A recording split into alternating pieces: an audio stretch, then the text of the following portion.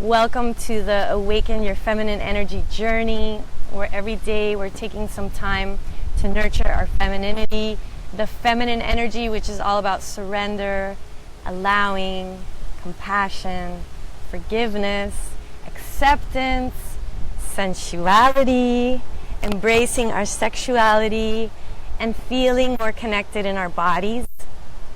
So this energy of flow is what the sacral chakra, the feminine energy, is all about.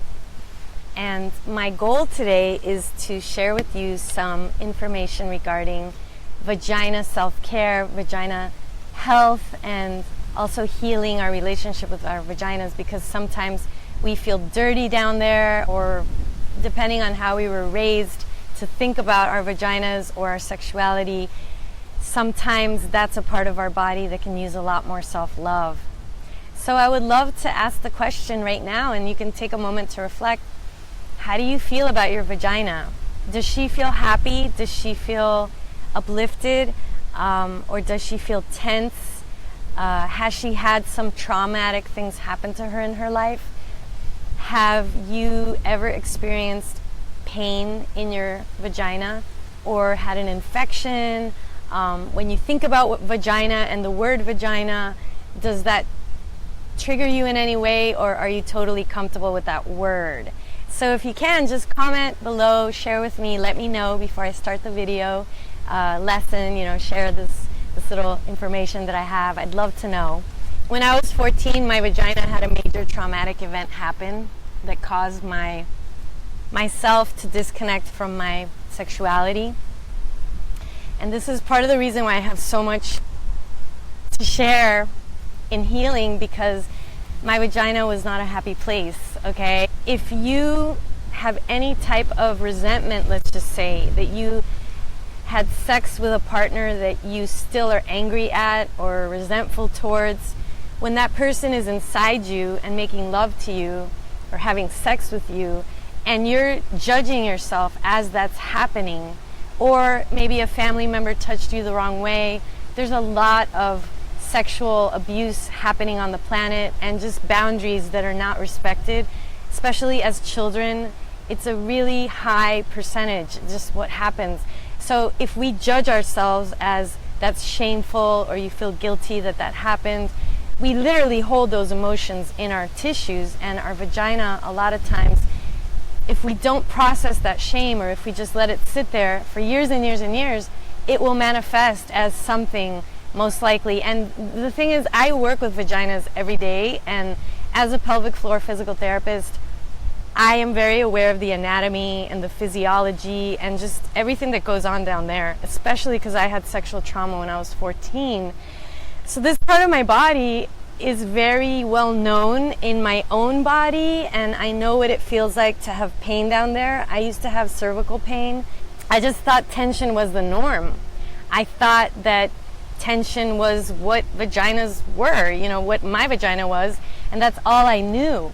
So I think I didn't maybe pursue having sex as much as, today I totally enjoy it, and it has to be with the right person, of course, to really enjoy it, and I enjoy it with myself. So I have this different relationship where my vagina today feels open and relaxed and juicy and playful and light. But before, I had a angry vagina that was tense and locked down and disconnected from me, and all of that affected my creativity, my energy, my vitality, even the way that I look. Like, have you ever looked at yourself in the mirror after you have an orgasm and your vagina is all supple and soft, and then your face, your jaw, your breath, everything is affected from what's going on down here. So when I talk about vagina self-care and making time to nourish this part of your body, one of the most important ways, and this is tip 1, is to be grateful for your vagina, to be grateful for the energy of your feminine grace, your femininity, and to just own that my vagina is made by God also. It's not just your heart. She's a beautiful creation of God. And you can, you're more than welcome to get a mirror and just put a mirror down there and look at your vagina and see her as a beautiful flower. Get to know her, touch her, caress her. And that's really the first way to reconnect with healing your vagina. If there's anything that you have ever done that you regret down there, that something has happened to you maybe, and that you have shamed or guilted or judged yourself, your sexuality, your vagina, that is going to affect your physiology and how you feel. When we're open and loving and accepting of our vagina, we also benefit everywhere in our body, because these muscles down there affect the tension of your posture and also how you breathe. So a relaxed vagina is going to invite more of a diaphragmatic breath. A tight and painful vagina, you're going to feel more defensive, more stressed out. That's going to promote a more locked down flow. There's going to be less flow of energy in your body. So the way that you feel about your vagina is going to affect your vagina and the pH in your vagina. If you don't like her, if you reject that, your sexuality, your body's not going to feel whole. It's not going to feel embraced, and that's going to make your body feel stressed out. So let's all be grateful for our vaginas right now. And you could write, you can comment, I'm grateful for my vagina. Food that you eat is going to wear and tear or not, make her feel good or not. So a high sugar diet is not the ideal to have healthy pH for your vagina. And there's also bacteria, healthy bacteria that we need to have down there, because there's an opening, this is a portal in our body. So do you sit a lot in a chair for 6 to 8 hours? Because when you do, your vagina goes like this.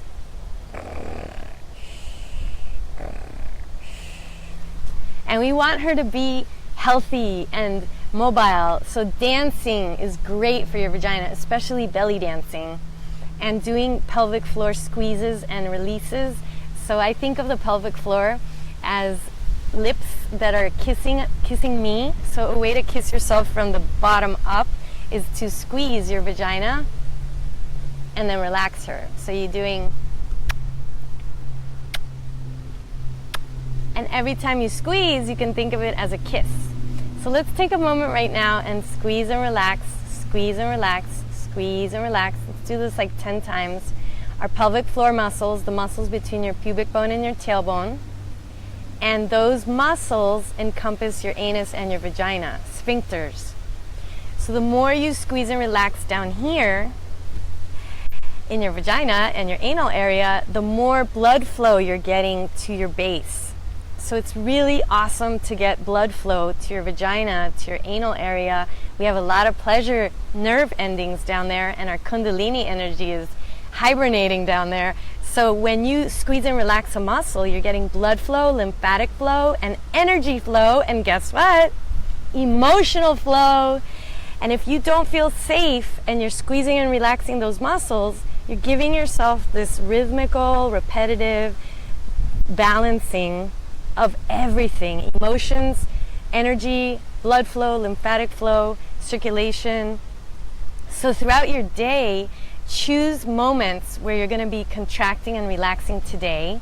So for example, if you're driving, every red light, you can squeeze and relax your vagina, the whole red light. That whole time you see the red light, you're squeezing and relaxing. You can play a song, and I'm going to post a song that I do my pelvic floor squeezes on the way to work when I go to the Carillon Wellness Resort where I work on Tuesdays. I do this song that is totally perfect song that has this drum beat. I'm going to post it. It's by Paula Cole, Feel in Love.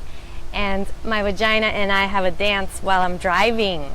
And it feels great because the more uplifted these muscles feel and strong and balanced between contracted and relaxed, the more your whole posture changes. We need to have tonicity in our pelvic floor so that we can create the ideal intra-abdominal pressure so that our diaphragm can work. And it's ideal. It's so cool how all of this is related. So if you have a flabby vagina, she's going to be like a deflated balloon. She's not going to be able to keep your posture as optimal at your base so that you can create the best, most optimum breath for yourself throughout your day. And the other thing is, a great posture for our vagina is to have a neutral posture. So when we posture like this, our vagina is tenser. She actually goes into more of a contracted position, shortened position. And if you put her upright, vertical, then your whole posture is going to align, so you're going to have your base at an optimal length-tension relationship so that your vagina muscles can work at their best. So when you slouch, you're putting her at a disadvantage to support your base so that you can support your diaphragm to breathe. And a lot of women that I work with come in with a lot of tension in their cervical area, their vaginal muscles, the vaginal walls. And sometimes it's because they're sitting 6 to 8 hours and slumping by the end of the day, and then their inner thighs are really tense too. So a wonderful posture for vagina self-care is Baddha Konasana, bringing the soles of the feet together, spreading your thighs, and also spreading your arms and leaning back. This is the posture that we do the E3 breath in, because your vagina is stretching. So just as it feels awesome to stretch and open up your heart in the morning and just say, I welcome the day, open up your thighs in the morning too. So those are all things you can do to nurture your vagina today. Open up your body, breathe into her, put your hand over her, pet her like a little kitten, and tell her that you're grateful for her and that you're so grateful to be a woman. You know, how often do we say, I am so grateful to be in a female body in this lifetime? Have you done that recently? And just like touch your body and be like, oh my God, I'm so grateful I have hips and my breasts and my vagina, and I'm so grateful for my uterus. And just making this time to feel grateful for your femininity is so important. So I'm going to do a little recap of what we just talked about today for vagina self-care. Number 1 is to be grateful. Be grateful for your vagina. Be grateful that you are in a female body in this lifetime, and no matter what she feels like, no matter what she has had, because some women have had cysts, have had pain down there. So regardless of what you have felt in the past or you feel right now, or maybe you've had a lot of infections, UTIs, maybe even like yeast infections, I really do believe that whatever your vagina is experiencing right now, it is a gift. It is a blessing to help you to grow. Whatever your vagina is going through right now, look at it as an opportunity to heal, to strengthen yourself, to thrive in your life, and to get a deeper connection with all of who you are. Because what I've come to understand from working in healing work for 21 years, and personally in my vagina, is that everything is coming to bring us back to balance. And I highly recommend spending some time breathing into your vagina while your hand is covering her, like kind of like saying, okay, well, what do you want me to know? Breathe into her, feel her, acknowledge what she's feeling, acknowledge how it makes you feel to have a yeast infection, to have a UTI. I think it's amazing. I'm just going to share this. I literally, depending on the person that I had sex with in my life, my vagina would give me like a report of what she thought about it. So I was in a relationship where I was crazy in love with this beautiful man, and I loved having sex with him, and it was just like beyond the beyond the beyond, magical, mystical. And I was so happy. I felt so safe, and I would have the most amazing whole body orgasms, squirting, you know, everything, because I love him. I still love him. And my vagina would be like, yeah! She would be so happy. And then after my divorce, you know, I had my experiences with other people, and I had sex with this person who's a psychologist, and he was so in his head. And I don't know, I feel like I had sex with him because he was so into me and like touching my hair, and I almost felt obligated. It was so crazy. And this was after my divorce, and I felt a little lost, and I was with the same person for 20 years. So this man was like so interested in me, and But he wasn't. See, he was just looking at my physicality. And I guess that's all I was looking at that time, because that's what I attracted, right? So anyway, I had sex with him, and I wasn't even really attracted to him, and I don't even know why I really did it. It was probably just to numb out and just like, okay, we're together tonight, and that's whatever. And it was not uplifting. My vagina wasn't happy. I remember that I felt like I abused her, and I'm saying this because I mean, I haven't had that many partners my whole life, and so like I remember the people that I've been with, and I started to think, oh my God, like I don't want to hurt her, I don't want to upset her. And I mean, I feel everything, and I'm very aware of my body. So like today, it's not of an interest to me anymore to just explore sex. I see the whole person, I feel the whole vibrational being, and sex is not the first thing that I'm gonna do. Whereas before, I didn't really care. It was not uplifting. And then to feel the whole different opposite experience that is like a spiritual experience, it's just two completely different creations. And I think a lot of people have maybe not the most amazing, mind-blowing, spiritual awakening, kundalini rising experiences of sex that maybe we've chosen in the past, even like being drunk and having sex, or being on a drug to heighten your sex. I literally have never been drunk and had sex at the same time. I love touching and feeling, and so yeah, I just want to share this about the sex thing, because everything we do affects every part of our body. And maybe in the past we've chosen people in our lives that will enter us that aren't worthy of it. And I'm talking about this because I took my vagina for granted. I didn't think enough about, is this really the highest person for me to experience my vagina? So I feel like there's this richer experience we can give our vaginas, and let that begin with our own giving to our own vaginas this intimacy, this connection, where you're not just objectifying her yourself. For example, when you masturbate, when you pleasure yourself, are you pleasuring all of your body, or are you only touching your clitoris?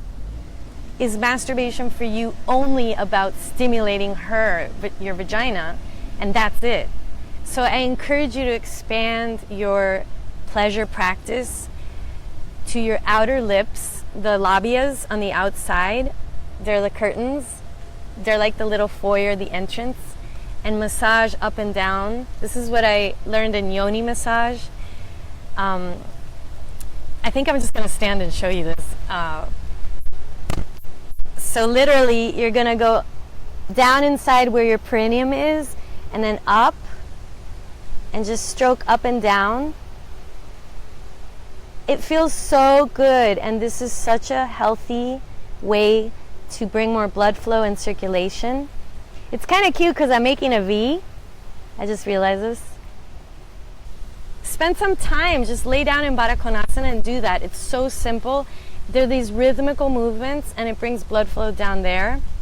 And for some of you, maybe that'll make you feel uncomfortable. Believe me, I didn't masturbate till I was 37 years old. True story, okay? So if you have any type of pain, any type of like crampiness once a month, or if you're going through menopause and you're having hot flashes, those are all signs that there's an imbalance in your sacral chakra. Maybe you need to process more of your emotions. Maybe you need to forgive and let go of resentment. Maybe something happened sexually, that there was a trauma. Those are all opportunities to come back to balance. And remember, we also did the squeezing and relaxing at the red lights. So let's all do that at every red light. We're going to be like, yeah, I'm squeezing my vagina, this red light. And together we can uplift ourselves by uplifting these muscles that affect our posture and our breathing.